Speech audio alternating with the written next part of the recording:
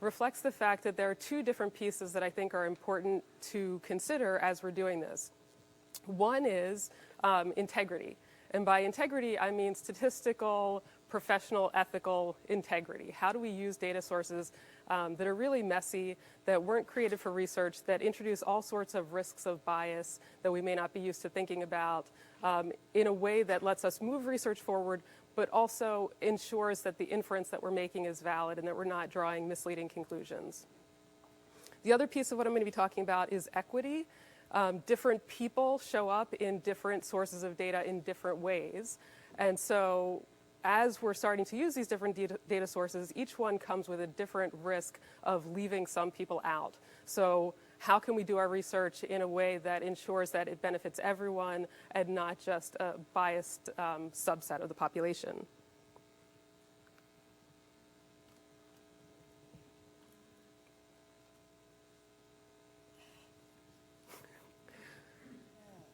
Little technical challenges. All right, there we go. So I'm a biostatistician. My lens on this question is specifically that of the health sciences and trying to learn about medical interventions that work best for different populations.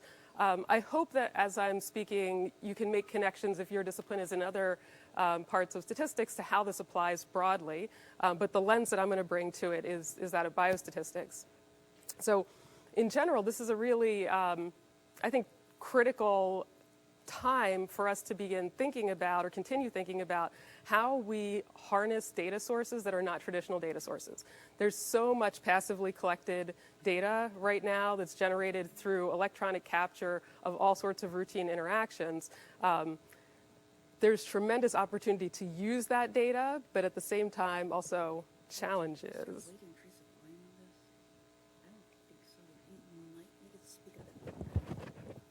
Okay, I will try to talk louder.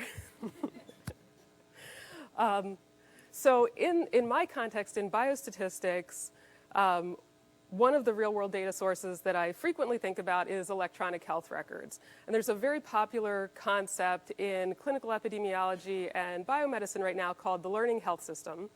The idea of the learning health system is exactly this. How can we capture and capitalize on data that are being collected routinely through electronic health records to advance health and advance research with health in an efficient way?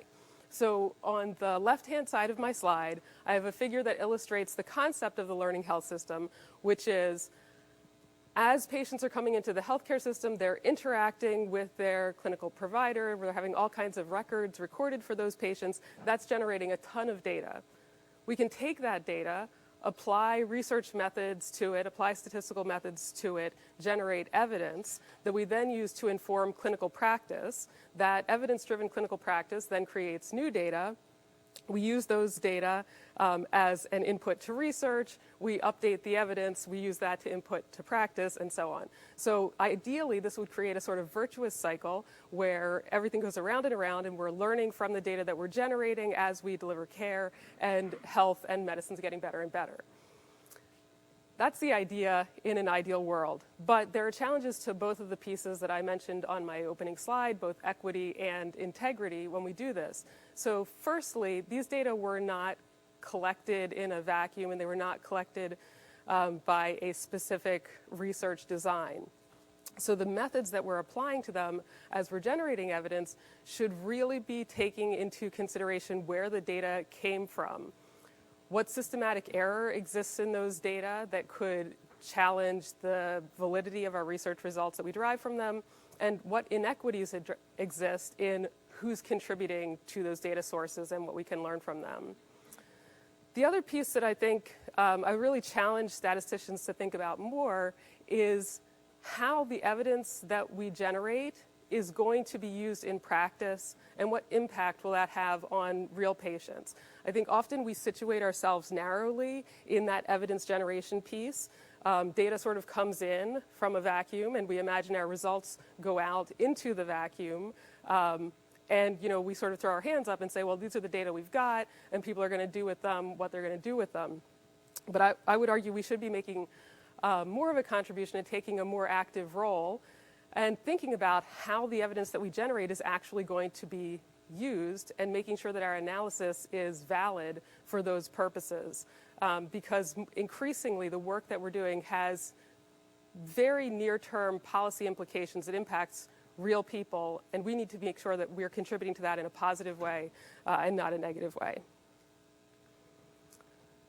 So for those who do not do research with electronic health records, this is a figure from Google Labs that illustrates the process of data capture in electronic health records. I like to think of this as a longitudinal observational study with absolutely no predefined protocol. We could really think of life as consisting of such a study. So we go through our life, and because of the fact that our transactions are being digitally cataloged, it creates this really messy longitudinal observational data set. So here we have a single patient who's interacting with the healthcare system in a variety of different ways. So an encounter represents every time they touch the healthcare system. There are different kinds of such encounters: primary care visits, hospitalizations, and each time they touch the healthcare system, a different set of variables is getting recorded. Diagnosis codes for conditions the patient may have, procedure codes for procedures that they've received, their vital signs are being measured. Maybe they're going to radiology and having radiologic tests performed. So we have a lot of data here, but it's very messy, it's very heterogeneous. And if you think about the data set that would be generated from this one patient and their series of longitudinal interactions with the health system, no one else in the world is going to generate a parallel series of interactions with the healthcare system and comparable data elements. So every single patient has their own unique timing and type of data available.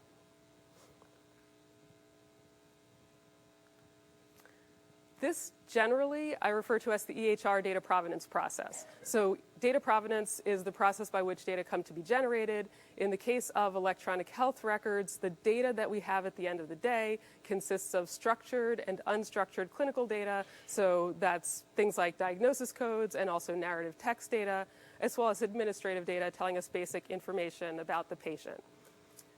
However, in order to capture that data, what we end up with in the data set is filtered through a complex series of interactions between the patient and the healthcare system. So I like to illustrate this in the figure on the right here using a triangle, because the data that we have at the end of the day is sort of filtered down through this series of steps and interactions. So in order for us to have information about patients in the EHR, they have to receive health care. So for patients who have barriers to access or are unable to access the healthcare system as frequently, we're going to have no data or less data. We also know that the way that healthcare providers interact with patients is differential. Not all patients receive the same care. So the types of data that we have available are going to differ depending on how a provider chooses to interact with the patient, what tests they recommend for that patient, and so on, and also the specific needs of the patient. So obviously, the types of tests that you receive are going to be related to the health conditions that you're experiencing. So all of this creates this big, messy, longitudinal observational data set that has a number of unique challenges. The availability, type, and amount of data is going to be unique to every single patient. It's going to vary across healthcare systems, clinics, and providers depending on their specific practices. And importantly, patients from historically medically underserved or marginalized populations are going to have less data and lower quality data. So the more we see a patient, the more we know about them, and those patients who have trouble accessing the healthcare system are going to have sparse and impoverished data, which means our research on them will be poorer. So because this research is using data that were not collected for research purposes, there are many different sources of bias that we need to think about as we begin to undertake our analyses. My research mostly is situated around the left-hand side of this slide, information bias. I tend to think of real-world data as reflecting the truth about the health of a patient imperfectly reflected through this healthcare system. So it's sort of like a muddy or foggy lens on what's going on with the patient. So we're going to have measurement error and misclassification. we have no specific harmonized definitions of data elements. So if I think about conducting a cohort study, for instance, every single variable in the data set, we'd have a data dictionary. It would be very precisely defined. In the EHR, even when we think we have something that's well-defined, like, say, a diagnosis code for diabetes, the conditions that exist for a given provider to record that diagnosis code for one patient in one healthcare system may not necessarily be the same as for another patient in another healthcare system. So even things that appear to be the same lack harmonized definitions. There's also tons of missing data, things that are not very specifically specified via coarse or imprecise codes, and so on. Depending on the type of research that we're doing and whether or not we want to make causal inference, we then layer on top of that all of the issues of confounding.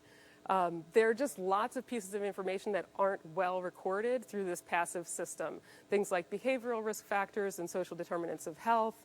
Right now, there's obviously enormous enthusiasm for conducting research using large language models to try to extract more from narrative text. But at the end of the day, information that never went into the system is not possible to extract back out. So if I'm interested in studying something about a behavioral risk factor that is just not assessed by the healthcare system, that no provider is making a note of, I'm not going to be able to get it out. And thinking about that equity piece again, every time a narrative text note is recorded, a provider is making a choice about what things they talk to the patient about and then what things they chose to write down.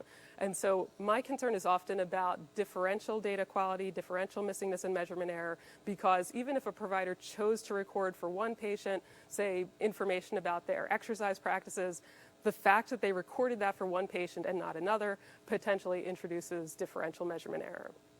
So this is a very long-winded way of saying that data not collected for research purposes may not be research quality.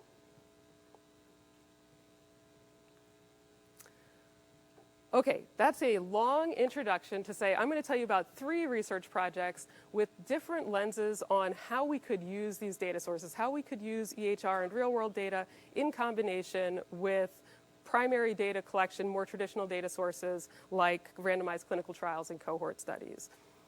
I'm first going to think about it from the perspective of expanding what we can do with EHR. So moving beyond just clinical trials, how can we learn more by using real-world data?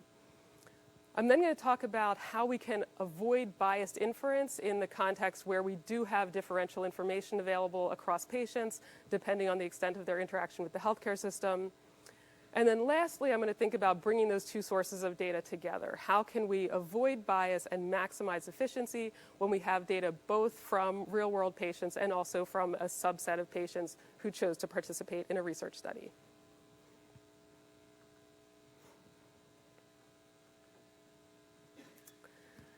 So my first example is focusing on how we can expand what we learn from clinical trials using data from the real world, from electronic health records. It's still very, very prevalent in medical research to really hang your hat in terms of causal inference on clinical trials. They're considered the gold standard for estimating treatment efficacy. Many medical practitioners don't trust results that don't come from a clinical trial. But despite the fact that they are generally high quality and rigorously conducted, they have a number of limitations. And a major one is limited external validity. That's especially true when certain patient populations are underrepresented or even excluded from clinical trials. Much of my research is in the context of oncology, where for many years people have been saying clinical trials systematically underrepresent a number of different populations. There's been a long-term move to try to diversify in terms of race and ethnicity with limited success. And additionally, in the context of oncology, poor prognosis patients are substantially underrepresented and often excluded from trials. So we have trials that are conducted in a kind of unrealistic, non-representative subset of the patient population. But once the treatment has moved through the regulatory approval process and is out there on the market, providers are free to prescribe that treatment broadly. So even if poor prognosis patients are excluded from trials, once the treatment is on the market, it's going to get prescribed to those patients anyway. So if we have EHR data from oncology EHRs telling us about the patients who are receiving these treatments in the real world, in the context of routine care, we can start to bridge that evidentiary gap and take a look at the effectiveness of these treatments in real-world patients and see how that effectiveness compares to the efficacy that was observed in trials.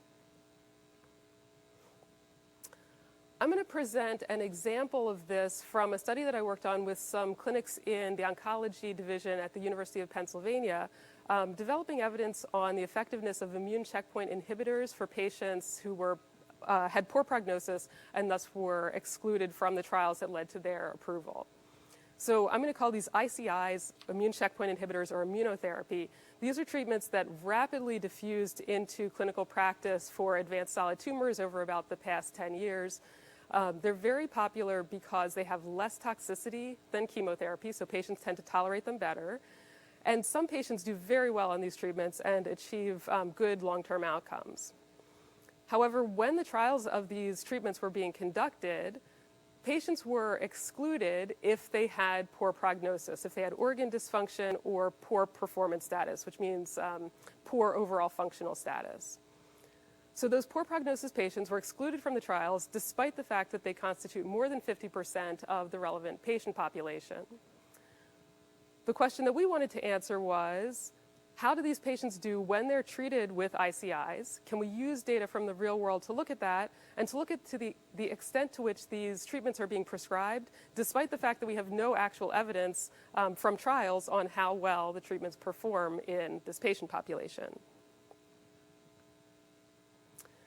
So this is as I said, a paper that I conducted with colleagues from oncology at the University of Pennsylvania. This was published in JAMA Oncology a few years ago, and I think it's a really nice applied example of how we as statisticians can contribute to move the evidence base forward and really answer timely clinical questions. However, it's doing so using a messy data source. It's nowhere near the quality and rigor of clinical trial data. So I think playing an active role in this type of research and making sure that we use the most appropriate possible statistical tools is really, really key. In the case of this study, we used oncology EHR data from the Flatiron Health EHR-based network. So this is a network of oncology clinics in the United States that extracts data and puts it into a common data model for, as you can see here, hundreds of clinics across the country. So this gives us a very large patient population to potentially answer these questions in, consisting mainly of community cancer clinics. So the majority of clinics contributing to this data set are not academic medical practices. But this is, as you can imagine, is going to be very, very messy and heterogeneous. Even though we have a common data model that the data are being harmonized into, the individual practices, both in treating patients and recording data across this broad network of clinics, is enormous. So when we went to conduct this study, we were thinking of it as a longitudinal observational study, a retrospective cohort study using EHR data from Flatiron Health. We took patients with a new diagnosis of one of the relevant metastatic cancers in 2014 to 2019, and then we wanted to answer two different questions. The first was a question about utilization. How do patients who would have been excluded from the trial get treated in the real world? And then the second is a question about comparative effectiveness. Among those patients for whom we have no actual hard data on the performance of these treatments, how do they do when they're prescribed immunotherapy in real-world contexts? This is a messy data set. There are many statistical challenges, and in the context of this study, I'll show you on the next slide, we used a suite of what I would consider fairly standard statistical approaches to address them.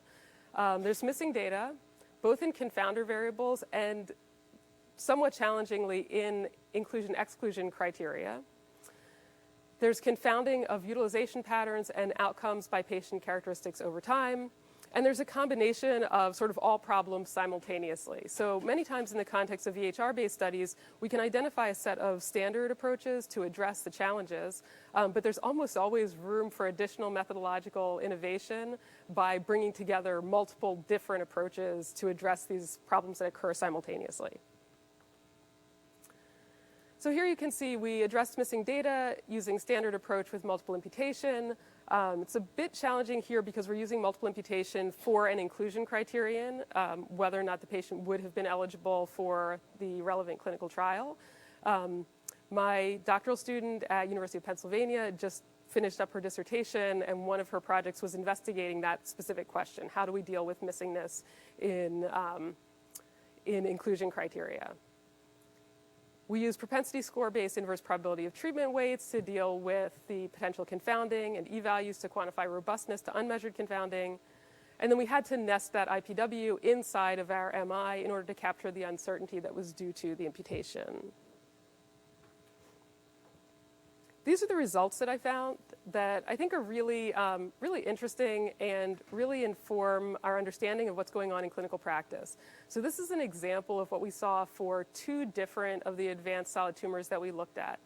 The blue line here is the proportion of patients starting a new treatment who were prescribed immunotherapy, who would have been excluded from the clinical trials that approved that immunotherapy. And the yellow line is the same thing, the proportion of patients starting immunotherapy, but among those who would have qualified for the trials that led to their approval. So you can see that uptake of these treatments after their approval is pretty rapid. And also importantly, that uptake was actually higher in the trial ineligible patients than the trial eligible patients. So providers were very eager to use these treatments and willing to use these treatments, even in patients who we actually don't have evidence of their effectiveness for. And then this is the companion effectiveness result. So here I'm showing overall survival for patients stratified by the treatment that they received. There are 3 different groups here: those who received immunotherapy, those who received chemotherapy, and those who received a combination of the 2 types of treatment. I would broadly summarize these results in a non-quantitative way by saying there's no meaningful difference in overall survival between these different treatments. So we see trial ineligible patients being rapidly prescribed these treatments, although they don't have any benefit in terms of overall survival relative to more traditional treatments. So this is an applied example. The next couple examples I'm going to show you are more methodological, but I actually like this one the best because this was a message directly to oncologists. As statisticians, we were able to participate in this research fully, shape it, try to make sure that it had the greatest possible evidentiary integrity, and really help to fill this evidentiary gap for patients who had been excluded from traditional research studies.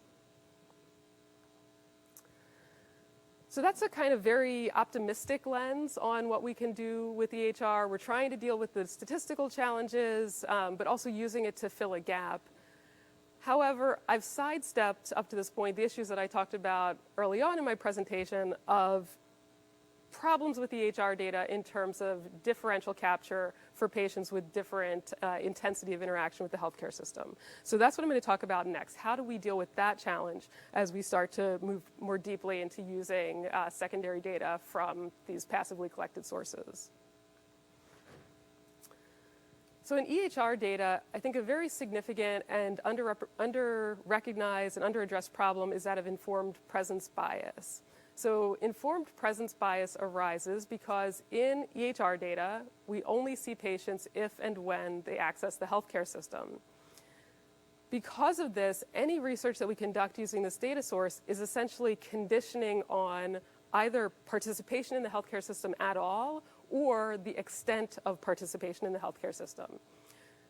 This leads to bias in our research results through 2 separate mechanisms. One is differential and or dependent misclassification of EHR-derived measures. So for patients that we have more data, we're better able to capture the exposures and outcomes that we're trying to characterize.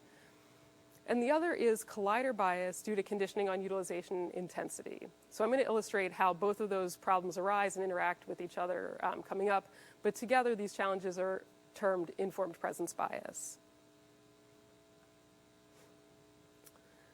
So envision a study using EHR-derived exposure and outcome data where we want to look at the relationship between an exposure and an outcome. Here I'm going to take the example of diabetes and progression-free survival in a cohort of patients with breast cancer.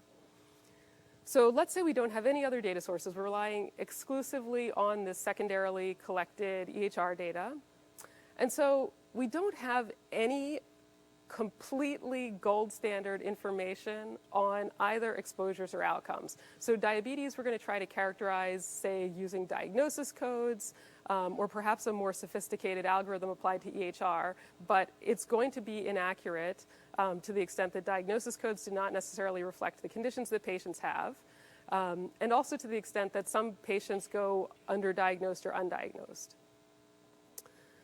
Our outcome is also going to be misclassified. Progression-free survival is a combination of cancer progression and death.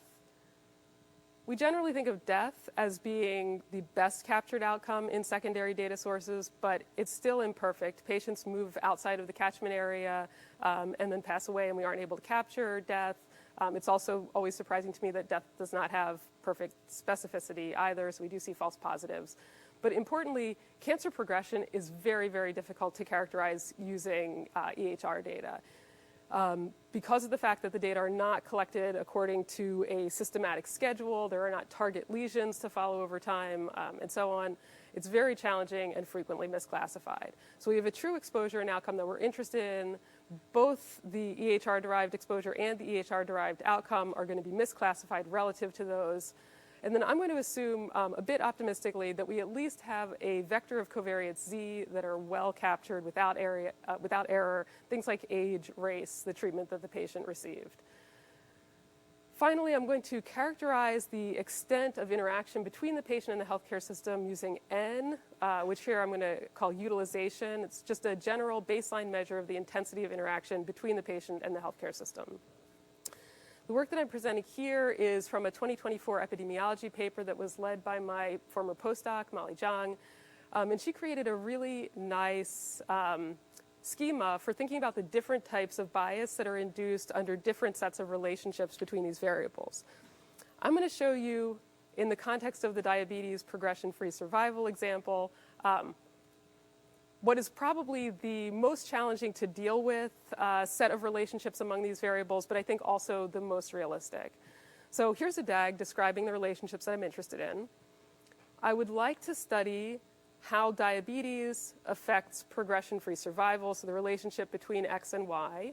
They're slightly grayed out on this slide because I don't observe those variables for anyone. I'm assuming the gold standard information is completely unavailable.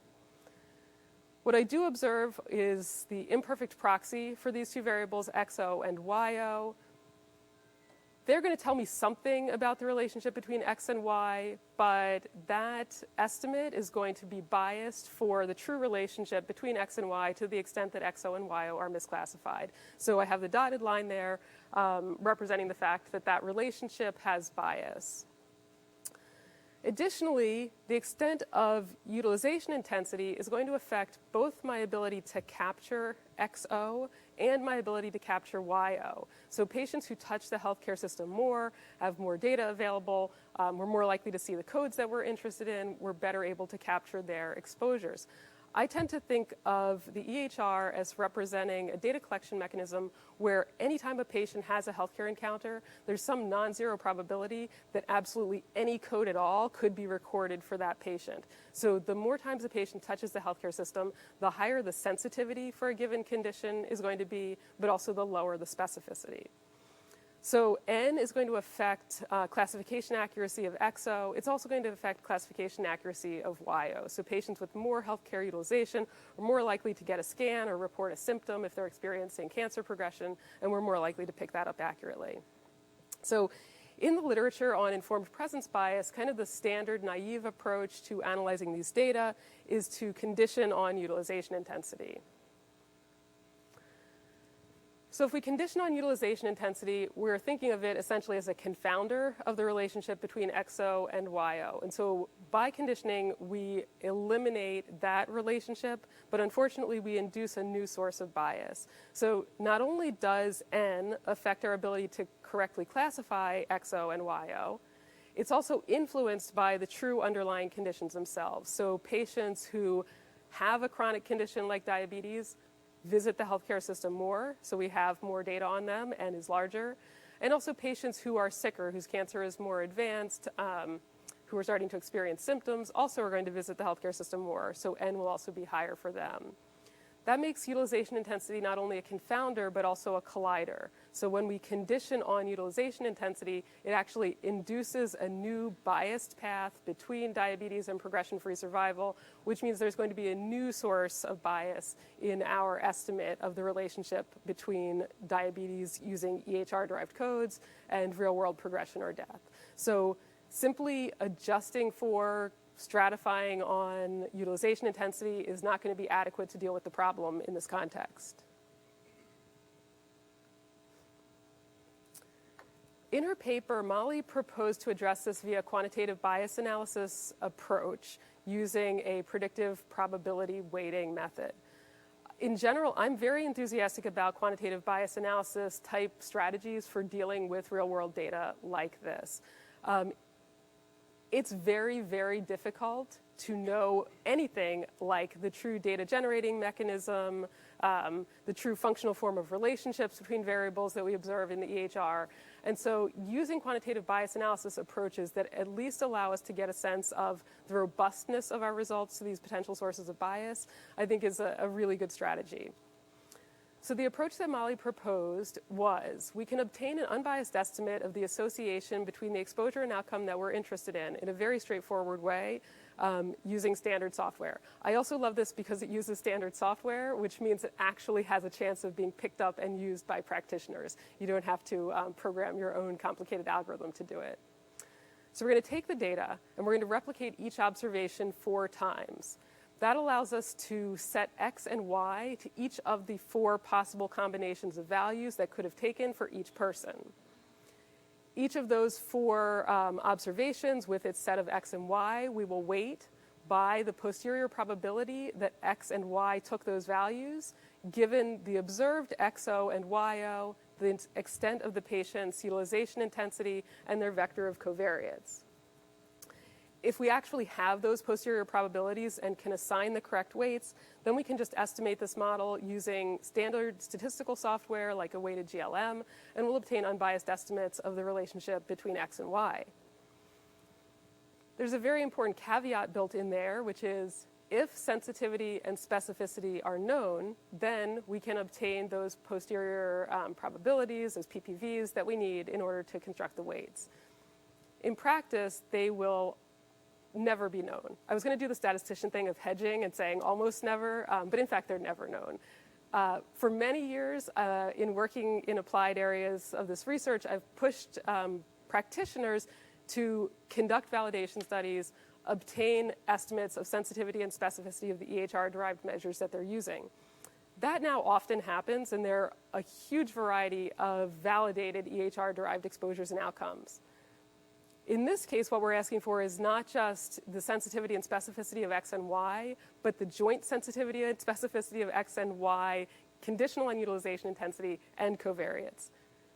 No one has ever conducted that study, that validation study, for any exposure that we're interested in. So in practice, we don't know those sensitivities and specificities. However, we can probably specify a plausible range in which they fall, especially in the scientific context of the question that we're actually asking.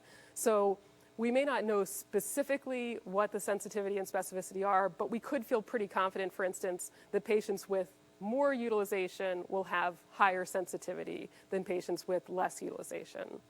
So we can conduct this as a sensitivity analysis with a variety of different plausible assumed sensitivities and specificities, see how much that moves our estimates of the exposure outcome association, and from that draw some conclusions about the robustness of our results. These are very quick results from a simulation study that we conducted to evaluate the performance of this approach. This slide is essentially meant to say, this works, trust me, but don't ask me about the details.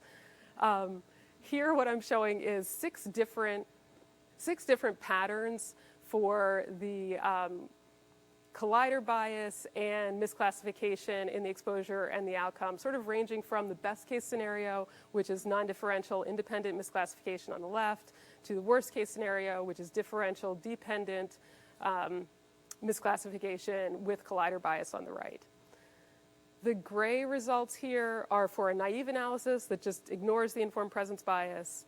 The orange results are for an adjusted analysis where we're going to condition on utilization intensity. And then the blue results are from our from our predictive value weighting approach. In this case, in that weighted approach, I'm assuming that we really do know the true sensitivity and specificity, conditional on utilization intensity and covariates. That's unrealistic, but here I'm just trying to validate that this does actually work, at least in the setting where we know those values. So what you see is across the range of different structures here, the naive approach is biased. Adjusting for covariates, adjusting for utilization intensity does not fix that problem. The predictive value weighting approach does give us back an unbiased result, but importantly, it has very large error bars. So by acknowledging the sources of error in our exposure and outcome, we've blown up the uncertainty in our estimates.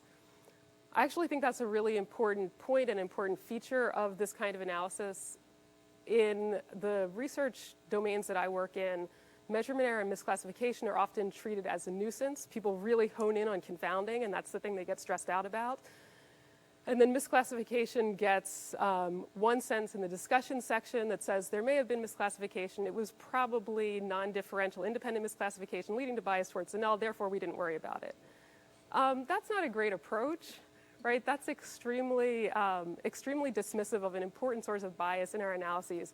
And when we acknowledge that bias, we see that there's a lot more uncertainty in the evidence that we're deriving than what we otherwise would have thought. So incorporating these kinds of misclassification and measurement error approaches where we come up with more realistic estimates of the uncertainty in the evidence that we're generating, I think is really important.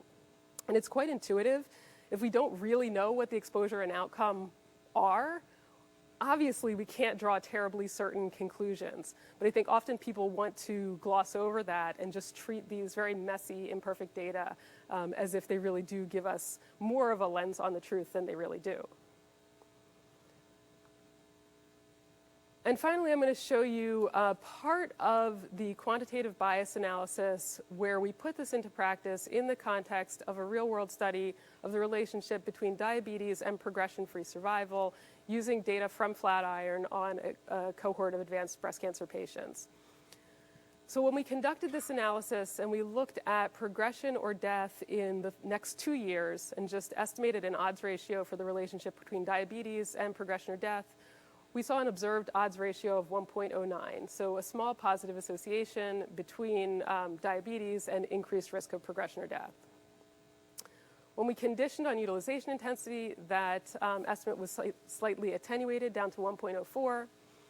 And then we said, what if we look across a range of values for sensitivity and specificity of X and Y conditional on being a high utilizer or a low utilizer? So here n equals 0 represents a person who had less than the median number of encounters with the healthcare system at baseline, and n equal 1 represents someone who had greater than median interaction with the healthcare system.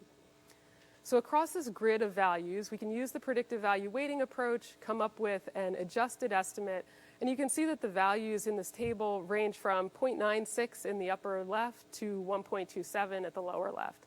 So what we want to do is look across these values and see if there are regions where inference would have been meaningfully different that also fall at values of sensitivity and specificity that are actually plausible.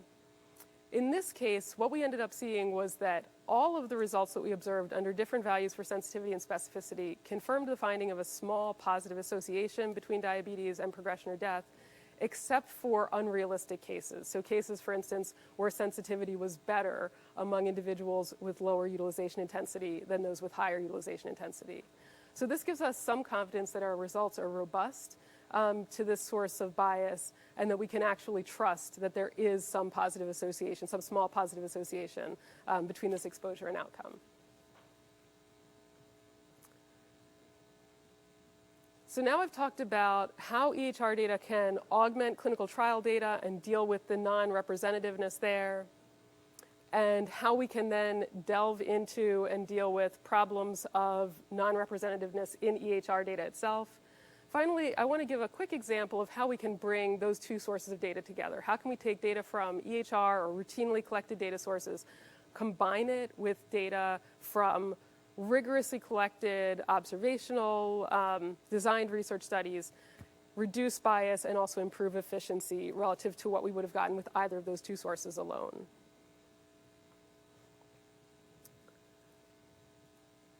Here I'm illustrating the strengths and weaknesses of primary data collection, so research data collected specifically for the purposes of answering a particular scientific question, and EHR, or real-world data, which is passively collected, and no one imagined that we were going to be putting it to the research purpose that we're interested in.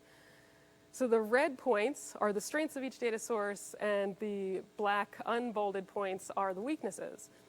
What we'd like to do is bring the two data sources together in a way that capitalizes on the strengths of both and eliminates the weaknesses. There's definitely a risk in just dumping these data sources together that we may have a result that suffers from the weaknesses of each without realizing the strengths. So what we would like to do is capitalize on the fact that EHR data are very large, cover a large population, reflect the care that they're actually getting in the real world, can be assembled more cheaply and easily than primary data collection, although not always cheap or fast in an absolute sense. And then augment that with research data, which is going to tackle some of these problems of misclassification and measurement error and lack of harmonization in data standards that I've talked about previously. In so doing, we want to overcome the limits to generalizability, the lack of validity of research data, and also hopefully do things in a way that's faster and cheaper.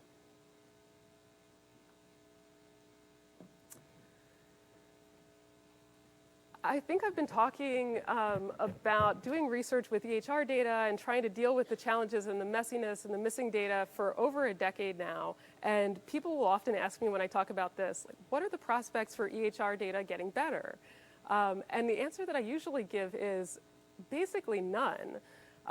When you think about passively collected data sources like this, although they create enormous opportunities for research, research uses are at the absolute bottom of the rank order of what we're getting these data for. So EHR data, for instance, are collected for the purposes of delivering clinical care and billing so that the providers get paid for the care that's provided.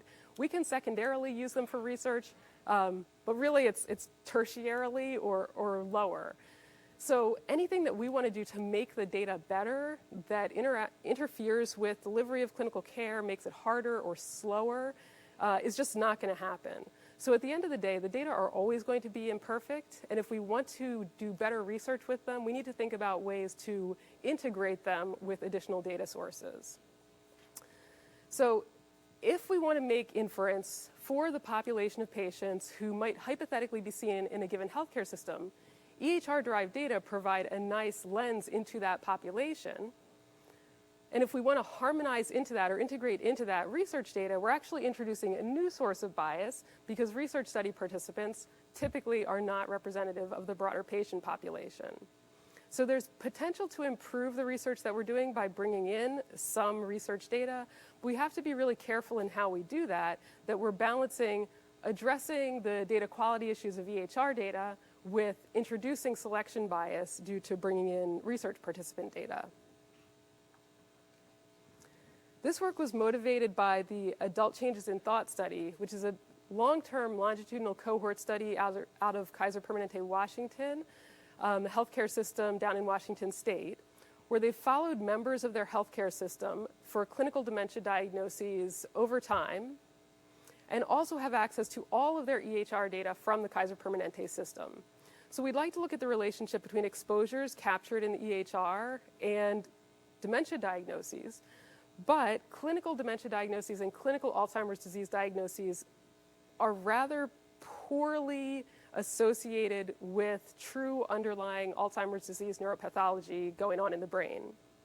So in a subset of participants in this study, they were able to consent the patients for post-mortem neuropathologic data collection. So after they died, they did brain autopsies on these patients and obtained gold standard information on whether or not their brain actually had Alzheimer's disease neuropathology. So we have this small, really intensively collected data set telling us about the true outcome for the subset of patients who consented to brain autopsy. And then we have a large data set of imperfect, but broadly representative information for the larger cohort of patients.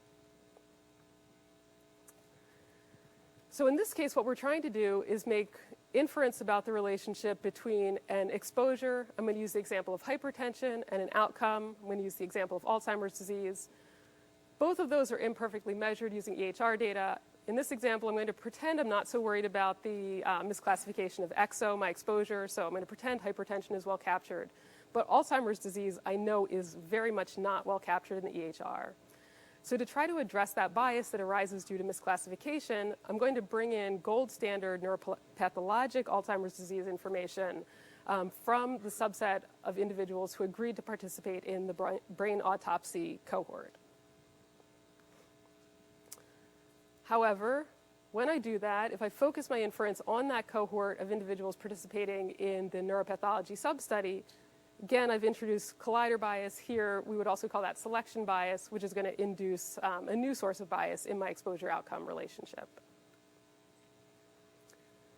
So there are a bunch of different ways that I could think about using these two different data sources in combination. If I use only the primary data, so just the well-curated data, it's inefficient, and there's selection bias.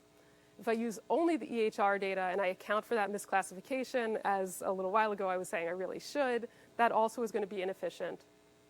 I could bring those two sources of data together in a way that corrects for the misclassification, but then I have selection bias due to the data collection mechanism for the primary data.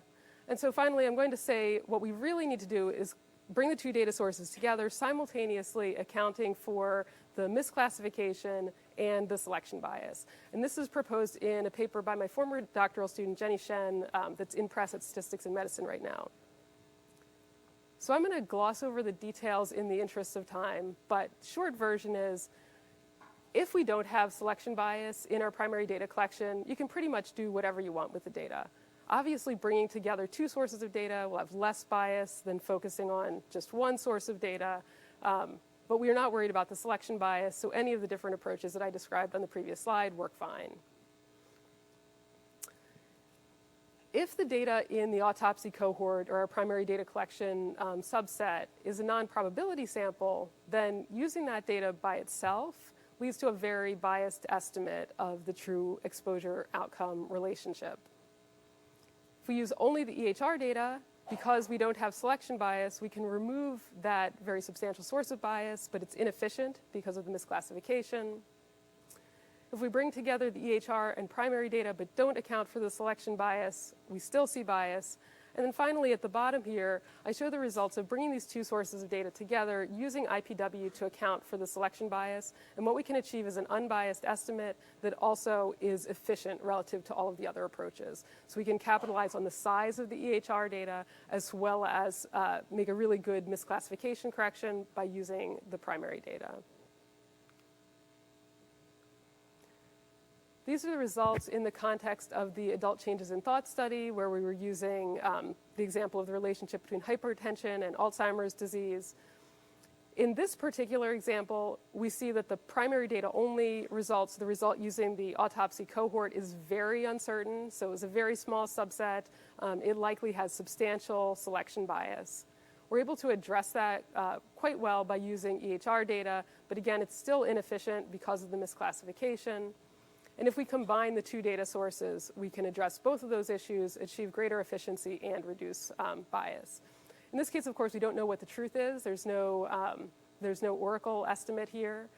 But all of these results give us relatively similar answers, with the combined estimate giving us the greatest precision.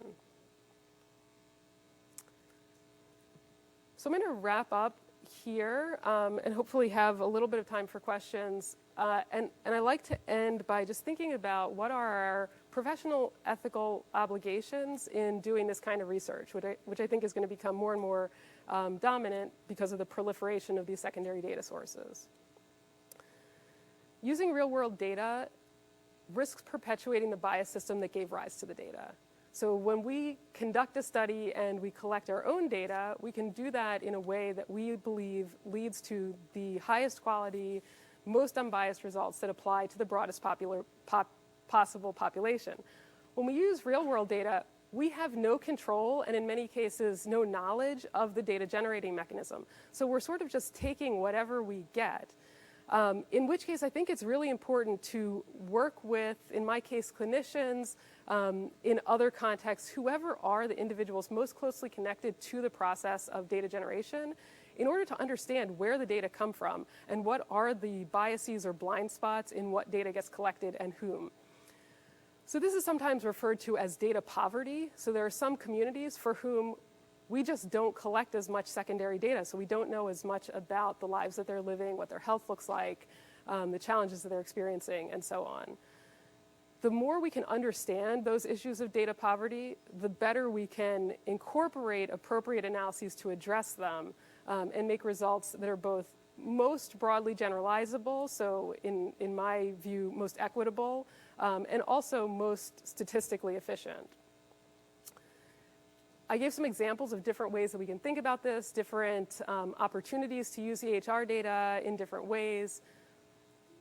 Because of the inherent limitations, which I think are irremediable with EHR data, augmenting them with purposefully collected research data, either from clinical trials or observational studies, can start to address some of those challenges. But we also have to think carefully about all of those historical biases in terms of who participates in research and the selection bias that those might be introducing.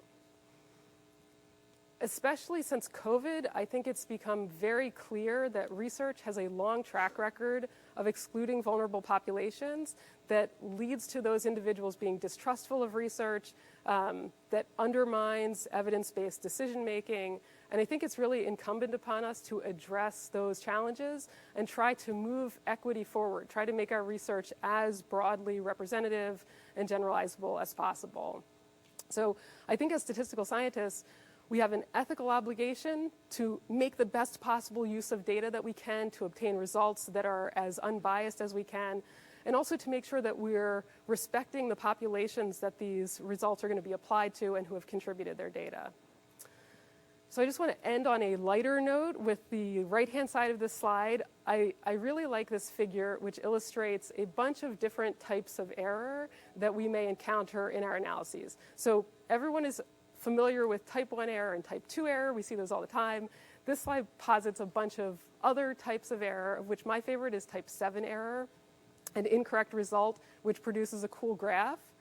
The reason I like this one is because as these new methods, new data become available, they're very exciting, they're very shiny. There's so many new tools appearing every day that we can use to learn about data in new and exciting ways.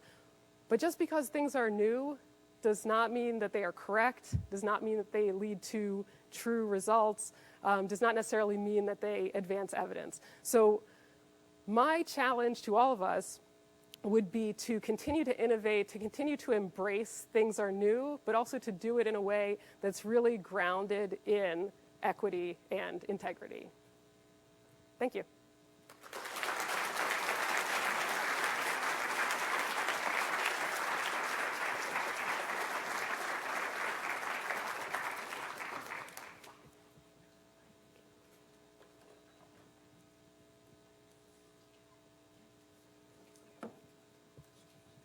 Thank you so much, Rebecca. So I think you can see why Rebecca was a natural choice. She's someone who inspires and shows us not only our statistics fun, but that we have a real responsibility and can make world-changing decisions, policy-changing decisions with the sorts of analyses that we do.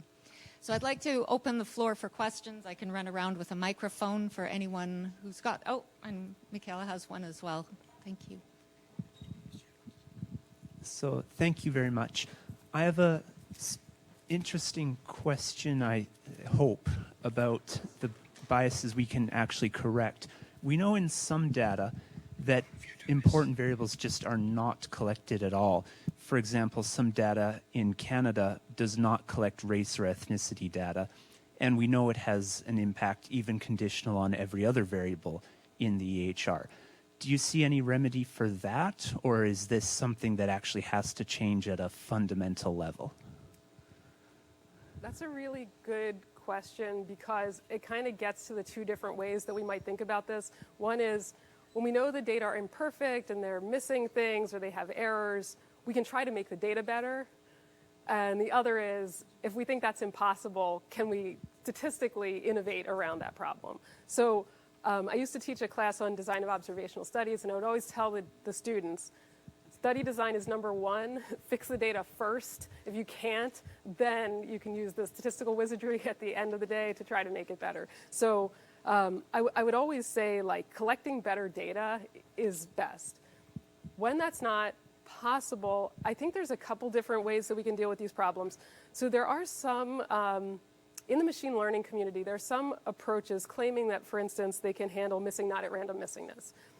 I don't believe that, but what I do believe is that some of the approaches that are out there for missing data, for instance, are so flexible, these data-driven approaches are so flexible that if the data appear to be missing not at random, but really are only missing at random when you take together a complex, flexible imputation method and the constellation of all of the different variables that we have available, you can actually derive good predictions for the missing data elements. So maybe in a world we have a really large data set and we have a really broad set of, for instance, area-based measures and social determinants of health, maybe we actually could make inference that is unbiased even given that race and ethnicity are missing. The other approach that I think is to bring together multiple data sources. So we have a big, say, population-level data set, but it's missing a key element that we're interested in, and we have another well-curated data set that includes that data element. Thinking about clever data integration methods that let us learn from both of those data sources, I think is a very promising approach. And there's tons of work on those kinds of directions. And I think we're going to see more and more of that in the future.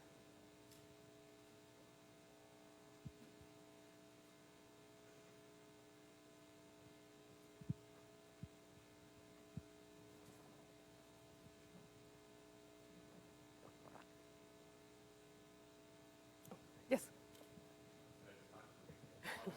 From your conclusion of the first part, I think it was on your slide 14 where you had the curves and showing that the IDI versus the other treatments. In your slide 14, when you had the conclusion and you showed that the IDI results seemed to be quite similar to the results from the chemotherapy and so on, I was wondering what the overall conclusion there is, because you'd said that the IDI might have less side effects and other problems compared to the chemotherapy, so I might have thought if it's doing about as well, that maybe is a positive thing after all, and maybe with these excluded groups it is still maybe a good treatment, but I wasn't quite sure if that was your conclusion, if you want to talk more about that. Sure, yeah. So that actually is part of my conclusion. So the reason, I think the underlying reason that we saw rapid uptake of those treatments, even in patients who they weren't tested on, is because of the lesser toxicity. So these are really sick, frail patients, and so being able to give them a treatment that is not going to knock them down in the way that chemotherapy does is important. So if you can prescribe a treatment that has lesser toxicity and equivalent effectiveness, that's a very sensible thing to do. I think the one kind of less rosy takeaway that I would derive from this is, in addition to the lesser toxicity, immunotherapy had really been touted as resulting in durable survival for some patients. So, people were really excited and enthusiastic about this as representing a long-term treatment option with stable outcomes, at least for some patients. And I think in this patient population, we see that that's really not true.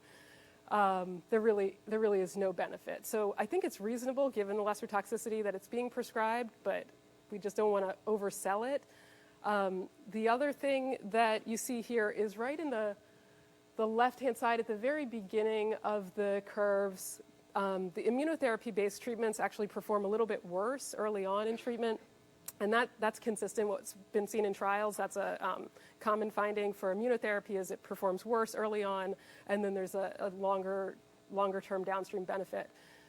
That might be a reasonable trade-off to make in patients who have better prognosis and are more likely to survive long enough to see the benefit of immunotherapy.